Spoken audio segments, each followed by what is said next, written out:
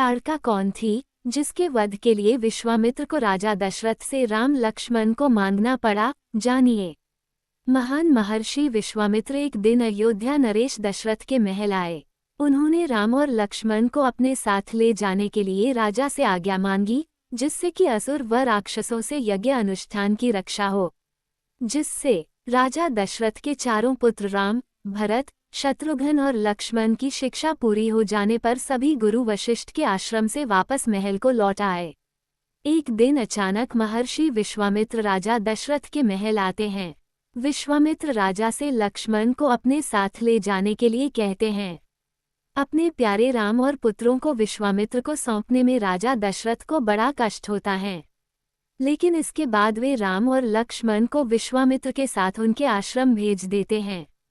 महर्षि विश्वामित्र राम और लक्ष्मण को राजमहल से आश्रम ले आते हैं और इसके बाद उन्हें राक्षसी ताड़का के बारे में बताते हैं कि वो उसके यज्ञ में बाधा डालती है, इसलिए उसका विनाश करना जरूरी है। कहा जाता है कि सुकेतु नाम के यक्ष राजा थे, लेकिन उन्हें कोई संतान नहीं थी। इसके लिए उन्होंने ब्रह्मा जी की कठोर तपस्या की और उसकी तपस्या से प्रसन्न होकर ब्रह्मदेव ने दर्शन दिए। सुकेतु ने ब्रह्मा जी से अत्यंत बलवान संतान प्राप्ति का वरदान मांगा। इसके बाद ब्रह्मा जी के इच्छास्वरूप सुकेतु को अत्यंत बलशाली पुत्री की प्राप्ति हुई, जिसका नाम सुकेतु ने ताड़का रखा। कहते हैं कि ताड़का में 1000 हाथियों के समान बल था। बलशाली होने के साथ ही ताड़का बेहद सुंदर भी थी। ताड़का का विवाह सुंद नाम के एक राक्षस के साथ हुआ। विवाह के बाद ताड़का ने 2 पुत्रों को जन्म दिया, जिसका नाम सुबाहु और मारीच था। ताड़का का पति सुंद जो राक्षस प्रवृत्ति का था, इसलिए वो हमेशा ऋषियों के धार्मिक कार्यों में बाधा उत्पन्न करता था। वो हमेशा यज्ञ ध्वस्त करता और तपस्या में विघ्न डालता था। एक दिन तो उसने ऋषि अगस्त्य के आश्रम पर ही आक्रमण कर दिया, जिससे क्रोधित होकर ऋषि ने सुंद को श्राप दे दिया और वह वहीं जलकर भस्म हो गया। पति सुंद की मृत्यु की खबर सुनकर ताड़का ऋषि पर क्रोधित हो गई और अपने दोनों पुत्रों सुबाहु और मारीच को लेकर ऋषि अगस्त्य के आश्रम पर हमला कर दिया। ताड़का के स्त्री होने के कारण ऋषि ने उसका वध नहीं किया, लेकिन उन्होंने ताड़का को श्राप दे दिया कि वह सुंदर स्त्री से कुरूप महिला बन जाए। इसके बाद से अत्यंत सुंदर ताड़का नरभक्षी और कुरूप स्त्री बन गई। ताड़का के साथ उसके दोनों पुत्रों की भी दुर्दशा कुछ ऐसी ही हो गई। इसके बाद ताड़का अपने दोनों पुत्रों के साथ अयोध्या के सरयू नदी के किनारे वन में रहने लगी, लेकिन पति की मृत्यु और स्वयं के अपमान का बदला लेने की ज्वाला उसके भीतर धधक रही थी। इसलिए उसने वन में रहने वाले ऋषियों को सताना शुरू कर दिया। ताड़का और उसके पुत्र ऋषियों के यज्ञ में बाधा डालते थे और अपनी शक्ति से ऋषि मुनियों की हत्या कर उनका भक्षण करते थे। इस तरह से ताड़का का प्रकोप दिन प्रतिदिन बढ़ने लगा। अयोध्या के सरयू नदी के किनारे वन में ही महान ऋषि विश्वामित्र का भी आश्रम था।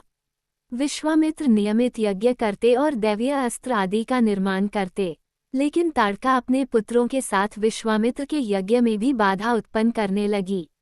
ऐसे में यज्ञ पूरा न होने से अस्त्रों का निर्माण काम भी पूरा नहीं हो पाता था। एक दिन जब विश्वामित्र महत्वपूर्ण यज्ञ कर रहे थे, तब ताड़का के पुत्रों ने यज्ञ को विध्वंस कर दिया। यज्ञ में लगातार बाधा उत्पन्न होने के कारण विश्वामित्र ताड़का और उसके पुत्रों से अत्यंत क्रोधित थे। उनके पास ताड़का और उसके पुत्रों का नाश करने के लिए उचित पराक्रम और अस्त्र शस्त्र भी थे, लेकिन अपनी प्रतिज्ञा के कारण वे ऐसा करने में असमर्थ थे। इसलिए विश्वामित्र अयोध्या नरेश दशरथ के पास गए और उनसे सहायता मांगी। विश्वामित्र ने राजा दशरथ से राम और लक्ष्मण को मांगा। महर्षि विश्वामित्र ने राजा दशरथ से कहा, हे राजन, असुरों के समूह मुझे बहुत सताते हैं, इसलिए मैं तुमसे कुछ मांगने आया हूँ। तुम मुझे छोटे पुत्र सहित श्री रघुनाथर्ज को दे दो। असुरों के मारे जाने के बाद मैं सुरक्षित हो जाऊंगा।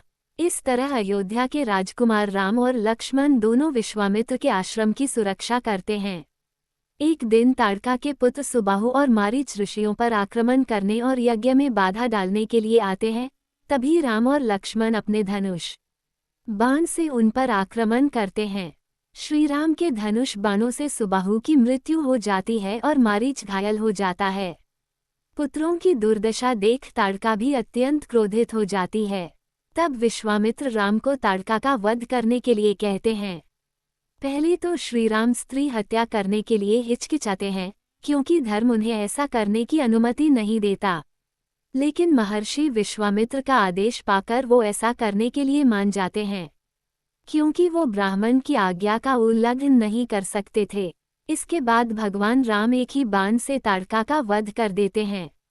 इस तरह से भगवान राम द्वारा वध किए जाने पर ताड़का को अगस्त्य मुनि के श्राप से मुक्ति मिल जाती है।